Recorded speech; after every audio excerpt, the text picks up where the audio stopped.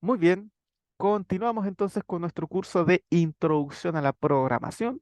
En el video anterior estuvimos hablando sobre lo que eran los lenguajes de programación, ¿verdad? Que básicamente es la forma que tenemos de comunicarnos con el computador para que el computador nos entienda, ¿verdad? Y dijimos que nuestro lenguaje que vamos a utilizar y vamos a aprender en este curso es Python, ¿sí? Un lenguaje de alto nivel. ¿Qué significa que sea de alto nivel? Que se parece mucho a nuestro idioma, ¿sí? Es muy similar a nuestra forma de comunicarnos. Ahora tenemos un problema porque el computador no entiende un idioma como el nuestro, no entiende un lenguaje de alto nivel. ¿Se fijan? Por lo tanto, ¿qué tenemos que hacer? Tenemos que traducir lo que nosotros le decimos al computador para que el computador lo entienda. Y en ese sentido tenemos dos tipos de traductores, los compiladores y los interpretadores. Los compiladores son aquellos que traducen todo el código de una sola vez. En cambio, el interpretador va traduciendo línea por línea hasta que se termina el programa. Python es un lenguaje interpretado, es decir, vamos a ir traduciendo línea por línea lo que ocurre en nuestro programa. ¿Ok? Muy bien. Bueno, ahora sí que ya tenemos solucionado el problema, ahora sí que ya podemos comunicarnos con el computador vía el interpretador. Bueno, ¿qué es lo que vamos a hacer en programación? Bueno, básicamente en programación lo que vamos a hacer es crear programas. Y ahora la pregunta es, bueno, ¿qué es un programa? Un programa no es nada más que una secuencia de instrucciones, una secuencia de pasos que especifican cómo ejecutar una tarea específica. Eso es un programa. Es como una especie de receta donde nosotros le vamos a ir diciendo al computador paso por paso lo que nosotros queremos que haga. ¿Sí? Esa tarea que nosotros queremos que haga, bueno, puede ser cualquier tarea. Puede ser, por ejemplo, una tarea matemática. A lo mejor nosotros queremos que el computador haga, no sé, una suma, queremos que haga una multiplicación, o a lo mejor algo un poquito más complejo. Queremos que resuelva un sistema de ecuaciones, queremos que resuelva una ecuación cuadrática, queremos que calcule una matriz inversa. ¿Se fijan? O sea, puede ser una tarea matemática, pero puede ser cualquier otra cosa. A lo mejor puede ser algo más simbólico, como por ejemplo corregir un texto. A lo mejor nosotros queremos que nuestro programa tome un texto y lo corrija para que no hayan faltas ortográficas, o que nos ponga títulos, o que nos ponga índices. ¿Se fijan? Entonces, podemos darle cualquier cosa, podemos generar cualquier programa para nuestro computador. ¿Sí? Ahora, una cosa importante es que las instrucciones tienen una apariencia diferente en lenguajes de programación distintos, ¿sí? Eso es algo muy importante. Recuerden, como ya habíamos comentado antes, que existen muchos lenguajes de programación, muchos idiomas, ¿sí? Entonces, si nosotros le decimos a un programa, a un computador, más bien dicho, que haga algo en un idioma, no es exactamente lo mismo como se escribe en otro idioma, ¿se fijan? Es como, por ejemplo, el español y el inglés. Si en el español queremos saludar, decimos hola, pero si en inglés queremos saludar, que decimos hello, ¿se fijan? O sea, queremos decir lo mismo, pero se escribe de manera distinta. En programación es exactamente lo mismo. A lo mejor en Python queremos decir hola y se escribe así, pero a lo mejor en otro idioma, en otro lenguaje de programación queremos decir hola y se escribe así. ¿Se fijan? A lo mejor la misma instrucción se escribe de maneras distintas. ¿Ok? Porque eso obviamente depende del lenguaje de programación, que es como una especie de idioma. ¿Ya? Ahora, si bien es cierto que la manera de escribir es distinta, existen algunas funciones, algunas estructuras básicas que se repiten básicamente en todos los lenguajes de programación. ¿Ok? ¿Cuáles son estas? Bueno, primero que todo, el mecanismo de entrada y salida. ¿Sí? Siempre que nosotros tengamos un programa, tenemos que pasarle información, tenemos que entregarle información para que el programa pueda hacer cosas con esa información. Pero también tiene que haber una salida. El computador nos tiene que decir algo. ¿Se fijan? O sea, siempre tiene que haber una entrada, pero también tiene que haber una salida. A lo mejor yo quiero que el programa me calcule una multiplicación, por ejemplo. Entonces, ¿qué le puedo decir yo al programa? Ya, yo le puedo decir al programa que sume 2 más 2. Entonces, ¿qué va a hacer el programa? Va a tomar esta información, va a efectuar la suma y ¿qué nos va a devolver el programa? Un 4. ¿Se fijan? O sea, aquí tenemos una entrada, eso le estamos dando al programa y el programa nos está devolviendo el 4. ¿Se fijan? Entonces siempre tenemos que tener una entrada y una salida. También vamos a tener matemáticas asociadas. cuando trabajamos con programas vamos a tener matemáticas asociadas para hacer cálculos, para poder efectuar diferentes tipos de cosas. Por ejemplo, si queremos hacer un programa que calcule una tasa de interés, bueno, tenemos que usar herramientas matemáticas. Si queremos un programa que, no sé, que resuelva una ecuación cuadrática, tenemos que usar herramientas matemáticas. Por lo tanto, la matemática es muy, muy importante en programación, ¿sí? Tanto la matemática básica como la matemática quizás un poco más avanzada. ¿Ok? ¿Qué otras cosas tienen todos los lenguajes de programación? Condicionales y bucles. Esto también se repite mucho. Los condicionales son las estructuras que nos permiten tomar diferentes caminos dependiendo de la información que se dé. ¿Se fijan? Son especies de caminos que nosotros le vamos dando al programa. O sea, a lo mejor nosotros aquí, ¿cierto? Podemos tener un programa, ¿verdad? Entonces, si nosotros a este programa le entregamos un dato, ese programa puede hacer una cosa, pero a lo mejor también puede hacer otra. ¿Se fijan? Entonces, en esos casos estamos hablando de condicionales. O sea, dependiendo de la información que tengamos, podemos hacer una cosa o podemos hacer otra cosa. Eso también se repite mucho en los lenguajes de programación. Y por supuesto, los bucles, también muy importantes. Cuando programamos muchas veces necesitamos repetir una tarea muchas veces. O sea, queremos que una actividad se repita, por ejemplo, 40 veces. Entonces, ¿qué es lo que uno hace? Genera un bucle. O sea, hacemos que esa actividad se repita hasta que nosotros queramos hacerlo. Los bucles también son muy útiles en programación y nosotros, por supuesto, los vamos a estar viendo a lo largo de este curso. ¿Ok? Bueno, básicamente con todas estas herramientas, ¿verdad? Con todas estas herramientas y además un pensamiento creativo, que es algo muy importante, vamos a poder diseñar prácticamente cualquier programa informático que nosotros queramos, ¿sí? Cualquier programa, ¿ok? Muy bien, continuamos. ¿Qué es la depuración de un programa? Este concepto es sumamente importante. ¿Por qué? Porque la programación está realizada por seres humanos. Nosotros somos los que hacemos la programación, nosotros somos los que programamos. Y como todos ustedes saben, los humanos cometemos errores. Por lo tanto, si nosotros escribimos un programa, muchas veces es factible que nos equivoquemos, que a lo mejor escribamos algo mal, que a lo mejor, no sé, nos faltó poner algo, nos sobró algo. Entonces, muchas veces en los programas se generan errores. Esos errores en programación se llaman bugs. ¿Ok? Y obviamente, si tenemos un error, si tenemos un bug, tenemos que corregirlo. No es, obviamente, si tenemos un programa, la idea es que ese programa no tenga errores. Entonces, si nosotros tenemos un programa y tenemos un error, tenemos que buscar el error y tenemos que corregirlo. Ese proceso de buscar y corregir un bug, de corregir un problema, un error, se llama depuración. ¿Ok?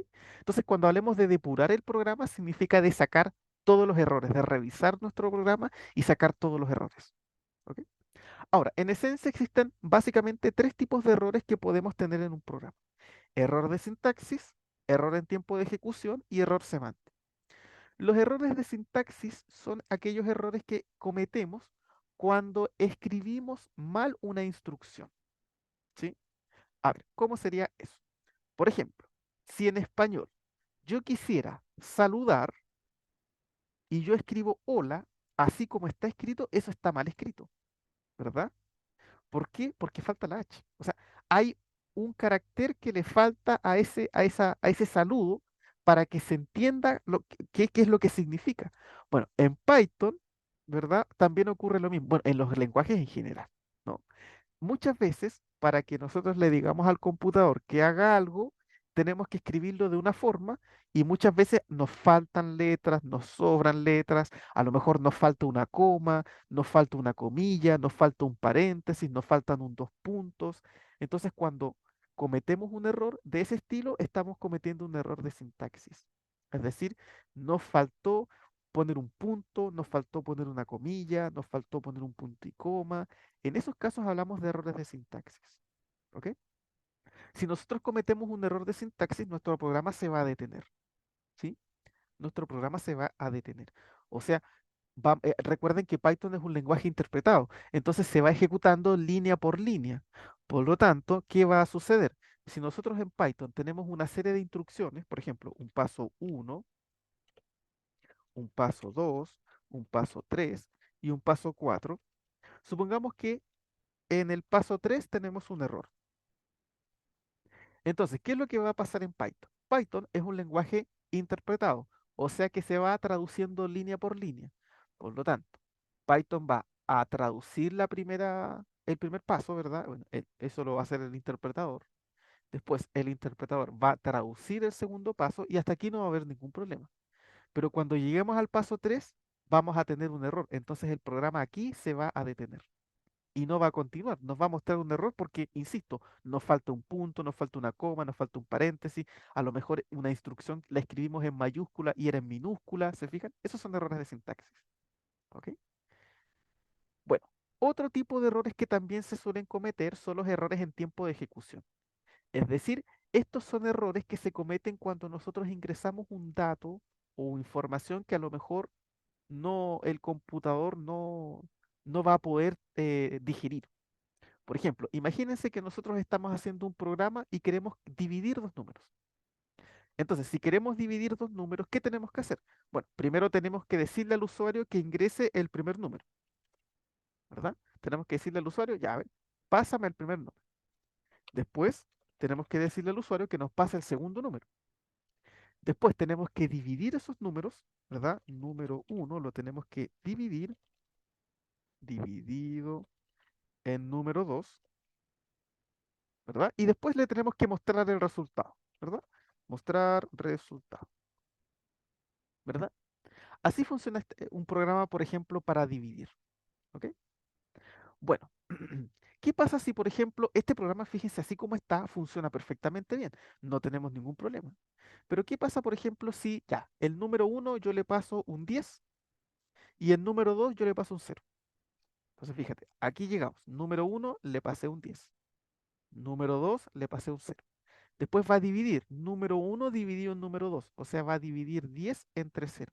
¿Qué vamos a tener aquí? Un error, porque no podemos dividir en 0. Entonces, ¿qué va a pasar? Aquí el programa se va a detener y nos va a mostrar un error. Eso es lo que se llama un error en tiempo de ejecución. O sea, mientras nosotros vamos ingresando datos, a lo mejor ingresamos un dato mal, un dato que no corresponde, y el programa no lo puede trabajar y se detiene y nos muestra un error. ¿Sí? Entonces, por ejemplo, podría ser hacer un programa que divida y nos dé un error en tiempo de ejecución. O a lo mejor tenemos un programa donde tenemos que poner, no sé, un texto y nosotros le pusimos un número. Obviamente también vamos a tener un error porque el programa necesita un texto, no un número, entonces no funciona, se detiene. ¿Se fijan? Esos son los errores en tiempo de ejecución. También causan que el programa se detenga. ¿Ok? Por último, tenemos el error semántico. El error semántico no detiene el programa, pero es cuando nosotros cometemos un error al momento de escribir las instrucciones. ¿Ok? Los errores semánticos son errores donde el computador no hace lo que nosotros queremos. ¿Pero por qué no hace lo que nosotros queremos? Porque nosotros le pusimos mal una instrucción. ¿Se fijan? Por ejemplo, imagínense que nosotros queremos hacer un programa que multiplique dos números. Entonces, lo primero que tenemos que pedirle al usuario es que ingrese el primer número, número uno, por ejemplo. Después tiene que ingresar su segundo número, número 2. Ya, imagínense que yo quiero multiplicar dos números, pero aquí de repente estoy a lo mejor un poquito, no estoy tomando atención y en vez de poner número uno por número 2 yo pongo número uno más número 2. ¿Se fijan? Y ahora muestro resultado. ¿Qué va a ocurrir aquí? Este programa sí funciona. El programa va a funcionar perfectamente bien, pero va a tener un error semántico. ¿Por qué? Porque nosotros queríamos que el programa multiplique y aquí yo le estoy diciendo al programa que sume. ¿Se fijan? Eso es un error semántico. Es cuando nosotros nos equivocamos y le ponemos una instrucción diferente a la que queremos. ¿Ok? Eso se llama error semántico. Y obviamente eso es culpa de nosotros, ¿verdad? A lo mejor nosotros ponemos mal una instrucción, porque el computador no va a entender eso. O sea, el computador no va a decir, ah, mi código está mal porque mi usuario quería multiplicar y yo estoy sumando. No, el programa hace lo que nosotros le ponemos. Si yo pongo suma, el computador va a sumar. Por mucho que yo quiera que multiplique, divide o reste, si yo pongo suma, el computador suma. ¿Se fijan? Entonces, si cometemos un error al poner mal una instrucción, eso genera un error semántico, porque no vamos a obtener el resultado deseado. ¿Ok? Ese es el tema de error. Obviamente, conocer estos tipos de errores es muy útil para poder encontrarlos y corregirlos, es decir, depurar nuestro código. ¿Ok? Muy bien, para finalizar, hablemos de lo que son los entornos de desarrollo integrado. Para que nosotros podamos utilizar Python en nuestro computador, debemos prepararlo, ¿verdad? Nuestro computador tenemos que descargar algunas cosas para que podamos programar. Entonces, para ello necesitamos básicamente tres cosas. Primero necesitamos tener un interpretador, ¿verdad? Que nos permita traducir lo que nosotros escribimos de tal manera que el computador nos entienda. Entonces, la primera cosa que necesitamos en nuestro computador es un interpretador. Pero también necesitamos otra cosa, un editor. El editor es donde nosotros vamos a escribir el código, ¿verdad? O sea, necesitamos escribir, tener dónde escribir nuestro programa y después necesitamos interpretarlo para que el programa, el computador lo entienda. Por último, necesitamos un depurador, es decir, un programa que nos permita revisar nuestro código y corregirlo. ¿Se fijan? Siempre que nosotros programemos necesitamos estas tres cosas. Un editor, que es donde nosotros vamos a escribir nuestro programa, un interpretador, que va a ser el que va a traducir nuestro programa para que el computador lo haga, y un depurador, que va a ser el que nos va a permitir corregir los errores en caso de que nos equivoquemos en algo. Bueno, cuando nosotros encontramos un programa que tiene estas tres cosas e incluso más, ¿sí? Si nosotros encontramos un programa que interpreta, nos permite interpretar, editar y depurar, a ese programa nosotros le llamamos un entorno de desarrollo integrado. ¿Ok? Eso es un entorno de desarrollo integrado. Es un programa que nos va a permitir hacer estas tres cosas e incluso más cosas. Nos va a permitir escribir el código, nos va a permitir interpretarlo para que el computador lo entienda y nos va a permitir corregirlo con un depurador en caso de que nos equivoquemos. ¿Se fijan? Eso es un entorno de desarrollo integrado, más conocido por sus siglas en inglés como IDE. ¿Sí? Un IDE es un programa donde podemos hacer estas tres cosas y muchas cosas más, obviamente. ¿Ok? En el caso de nosotros, el IDE que vamos a utilizar para desprogramar en Python se llama Visual Studio Code. ¿Sí? Por lo tanto, en los próximos videos estaremos viendo cómo instalar Python y cómo instalar Visual Studio para que ya podamos comenzar a programar en nuestros computadores. ¿Ok?